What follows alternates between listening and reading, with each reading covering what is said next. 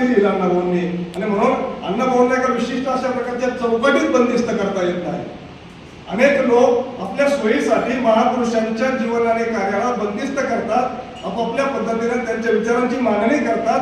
पण अण्णाभाऊ साठे हे असे लेखक आहे, हे असे लोकशाहीर आहे की त्यांनी या समाज व्यवस्थेला अनेक नव्या परिभाषा दिलेल्या आहेत, अनेक नव्या परिभाषा दिलेल्या आहेत. कोणी त्यांना कम्युनिस्ट म्हणतात, कोणी त्यांना काय वेगवेगळ्या पद्धतीनं अण्णाभाऊ साठे यांच्या साहित्याची मांडणी करत असतात. पण मी जेव्हा अण्णाभाऊ साठे यांच्या साहित्याकडे पाहतो तेव्हा मी त्यांना मानवतावादी साहित्यिक म्हणून अण्णाभाऊंचं खऱ्या अर्थाने